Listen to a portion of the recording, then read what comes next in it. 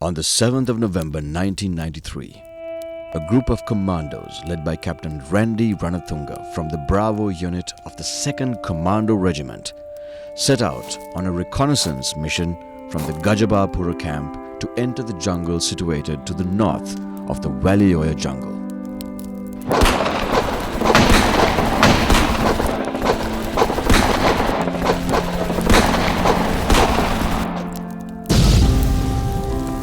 Their objective was to gather information of enemy movement in an LTTE base camp named 1-4. At around 8 a.m. on the 8th of November, the sound of heavy gunfire was heard from an area 5 to 10 kilometers away from 1-4 base camp. The group had later realized it was a live rehearsal being conducted by the LTTE in preparation for a major attack on a large base of the Sri Lanka Army.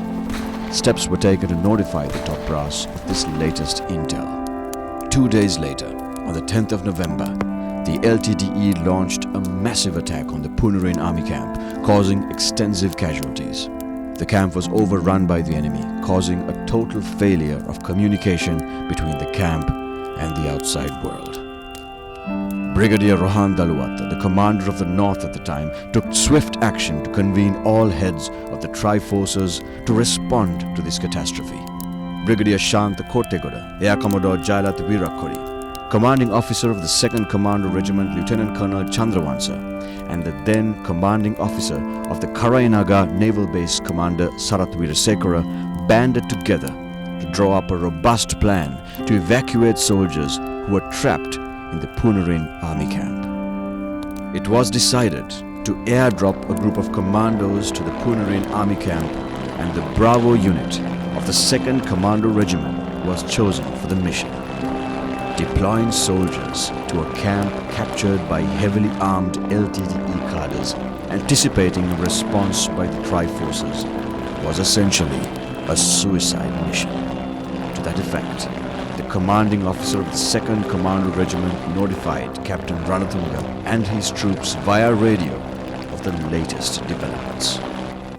At 8:30 a.m., the Bravo group was brought to the Palali Air Force camp in 3 Mi-17 helicopters.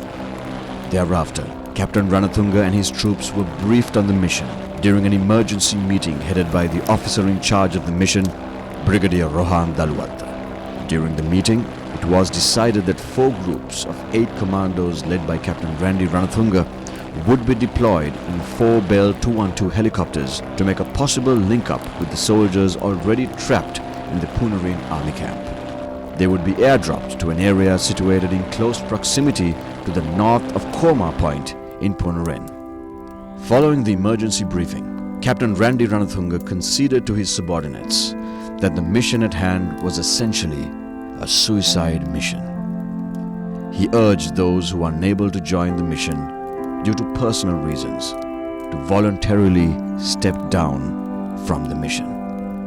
But the indomitable spirit of all the soldiers came to the fore at that moment, and no one backed down from the mission, including Lieutenant Shanaka Ratnayaka, the 2nd in command, who was ill at the time. A group of 32 commandos was selected for the mission and led by the officer, commander of the Bravo unit, Captain Randy Ranathunga, Lieutenant Anil Samarasiri, Lieutenant Jananath Ginimalege, Lieutenant Manju Sarachandra, 2nd Lieutenant Sampath Bulatgama, and Sergeant Neds Fernando. Later that evening, 4 helicopters carrying the team of commandos approached the drop-off point. A Bell 212 led by Air Commodore Jailath Virakuri was in pole position, locating a suitable drop-off position.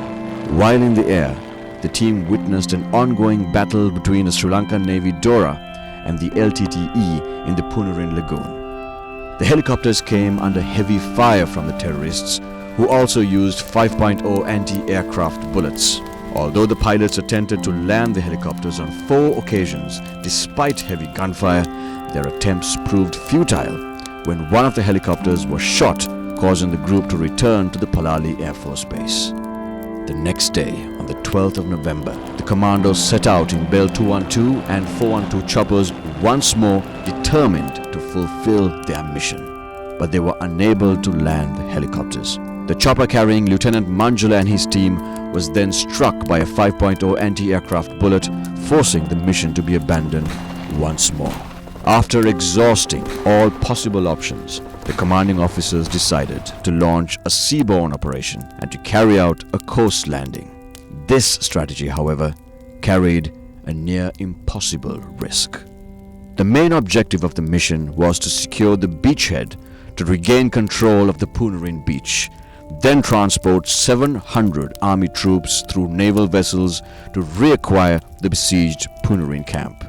The Navy mission was spearheaded by Commander Sarath Weerasekara, who was the commanding officer of the Karainaga naval base at the time. Although it was initially decided to carry out the mission as a nocturnal mission, the officers later decided to launch at dawn on the 13th of November. Plans were drawn to transport the reinforcement troops, including the commandos, using LCM vessels and several dinghy boats. 5 teams of 8 troops, led by commanding officer of the Bravo unit of the 2nd Commando Regiment, Captain Randy Ranathunga, Lieutenant Anil Samarasiri, Lieutenant Jananath Ginimalage, Lieutenant Manju Sarachandra, 2nd Lieutenant Sampath Bulatgama, and Sergeant Neds Fernando prepared to storm the beach. Sergeant Vimalasena and Sergeant Sugadadasa were tasked with providing support ammo. It was decided to launch the mission at around 5 a.m. before the crack of dawn on the 13th of November 1993. The commandos were transported by 1 LCM vessel accompanied by 5 dinghies and another water jet vessel. Carrying packs in excess of 40 kilos and wearing protective gear, the commandos shifted from the LCM vessel to dinghy boats using only starlight. A thick fog veiling the area that morning had acted as a shield for the soldiers as the terrorists keeping watch on the Poonaryn beach were caught off guard by the sudden attack launched by the soldiers. The water jet vessel, captained by Commander Ravindra Vijay Gunawardhana, was on standby on a water jet vessel to provide cover fire if needed. The 5 groups of commandos led by Captain Ranathunga, who entered the beach, positioned themselves to cover an area of 180 degrees and fought to acquire the areas with sand dunes. Within a few minutes, the greedy soldiers were able to gain control of the first portion of land, causing the terrorists to retreat. They also managed to rescue 36 injured Army and Navy soldiers during an expand and search operation. Steps were also taken to provide the injured soldiers with first aid. The Air Force too provided invaluable support to the troops on land by attacking selected targets using their fighter aircraft. The Special Boat Squadron that safely transported the first team of commandos and the Bravo group to the Poonaryn beach returned to the LCM vessel anchored in deep sea to shuttle the subsequent teams of commandos to the battle zone. Thereafter, the rest of the troops were transported to the battle zone through helicopters of the Sri Lanka Air Force and vessels of the Sri Lankan Navy.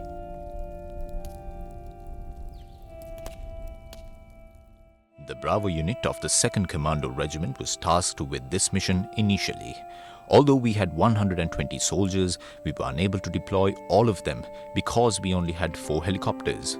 Only 32 commandos could be transported through those 4 helicopters. I explained the severity of the mission to my troops. The LTTE had pooled in extensive resources, including weapons and manpower, to carry out this attack. It had also used civilians.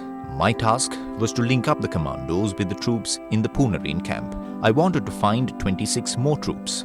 I told them, if you want to go home to your families and you want to see your children, do not accept this mission.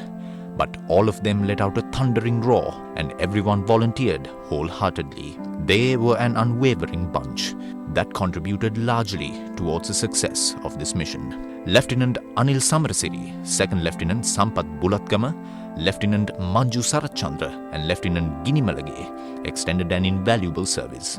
The last 2 are currently not with us. Sergeant Fernando should also be commended. He joined the initial team which stormed the beach. We drew up extensive contingency plans. For an example, if a boat was attacked or the boat operator was shot at, everyone was in agreement to complete the mission even at the expense of their lives. We assigned 2 OBM operators per boat as a precaution. The rest of my team linked up with me through air and the sea. Those teams were led by Captain Sripati Gunasekara, Captain Priyanthasena Ratna, Major Chandrasena, our second commanding officer, took a very brave step by following behind the first landing boats by coming in a single boat by himself and landing soon after we managed to capture the first portion of the beach. Major Chandrasena and Colonel Chandravansa, the commanding officer at the time, did not falter or discourage us. The Sri Lanka Navy and the Air Force provided us with an immense support. The tactics used by the LTTE to carry out the siege should also be mentioned here. They had made floats out of rigiform so that they would not drown when carrying out the seaborne operation, freeing their hands to use their weapons. They had used colored balloons as another tactic to converge at one place. The terrorists had also claimed our tanks and heavy weaponry. They had also deployed suicide boats to prevent any sort of attack being carried out. We were able to rescue 36 injured soldiers. I came across the severed heads of 2 Navy officers. Despite the casualties and the hardship, the Bravo unit of the 2nd Commando Regiment successfully completed its task and carried out the mission. It will always be remembered. This mission aptly highlighted the motto of the commandos, which is, "Nothing is impossible."